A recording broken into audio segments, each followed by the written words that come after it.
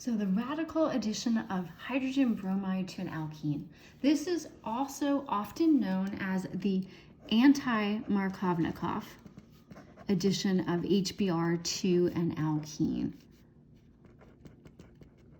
So anti-Markovnikov addition of HBr to an alkene. So let's draw a simple alkene as an example. So we are going to start with propene. And so the reaction conditions for this radical addition is hydrobromic acid, HBr, so similar to when we do a Markovnikov addition, with a trace amount of peroxides in there. And we usually just write peroxide and just understand that we don't have very much in there, just a small amount to get the radical reaction started. So if this is the anti-Markovnikov addition, that means it's going to add in the opposite regioselectivity that we're used to seeing. So we're used to seeing if we had a Markovnikov addition of HBr. So we'll put this as just a comparison.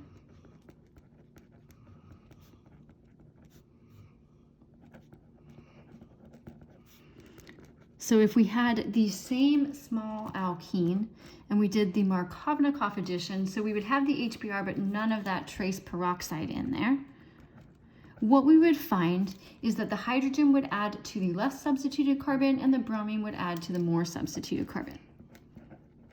So if that is the Markovnikov addition, it implies that the anti-Markovnikov should be the reverse. So we should add the hydrogen here and then the bromine to the less substituted carbon atom. So the way that this occurs is through a completely different mechanism than we see for a Markovnikov addition. With a Markovnikov addition, the reason why your bromine adds to the secondary carbon is because that is where, after your initial protonation step, you get the most stable carbocation, the secondary carbocation, and then the bromide attacks that more stable carbocation. So your hydrogen is your electrophile adding to the less substituted carbon, and your bromine is your nucleophile adding to the more substituted carbon. So if we want the opposite selectivity, we need to reverse the roles. So rather than bromine adding as a nucleophile, we need to add bromine as an electrophile. We need to make bromine into a radical to have a lone electron.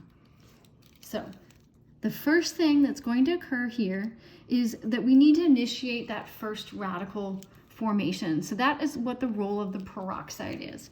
So the single bond in peroxide is fairly weak. And so if this bond cleaves, giving one electron to each oxygen, we will form radicals. And so we are forming two radicals for each hydrogen peroxide.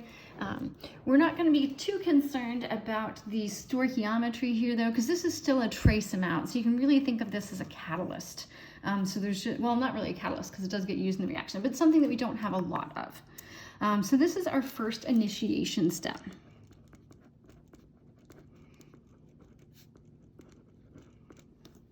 And in this reaction, we have a second initiation step. We don't consider this to be the sole initiation because it's not what actually gets this reaction going, because it's not involved in the final product anywhere. And it doesn't add to the alkene itself at any point in time.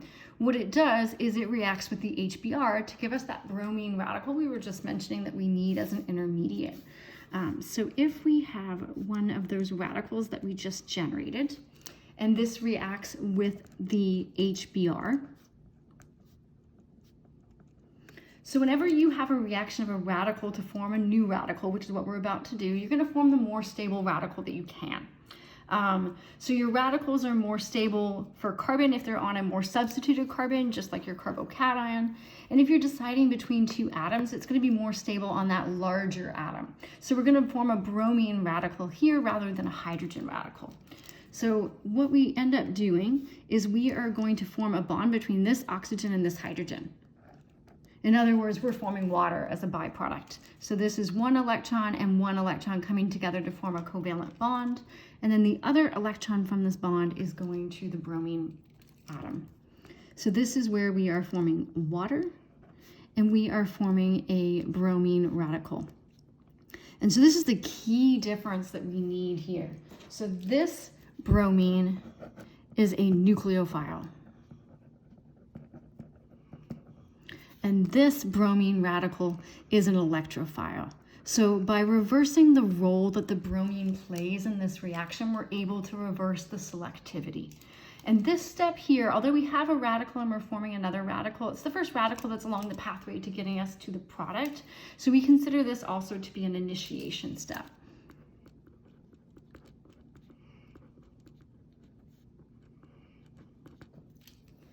And so now we have a bromine radical. This can react with our alkene. So this is where bromine is going to add to the alkene as an electrophile rather than as a nucleophile. And so what's going to happen here is because it's an electrophile, it's going to preferentially add to the less substituted carbon. And that's because the intermediate that we're going to get is a radical. And like this carbocation, it is more stable if it's on a more substituted carbon atom.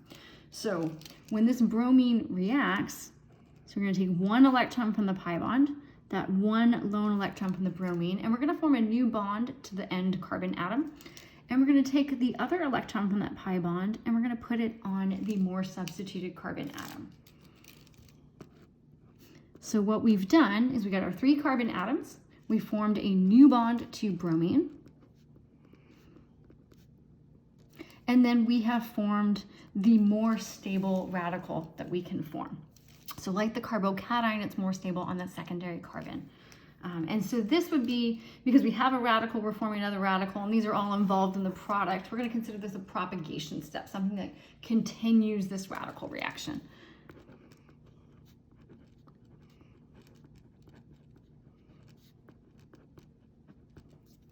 And the final step I'm going to show is going to be another propagation step, because we also need to introduce a hydrogen here.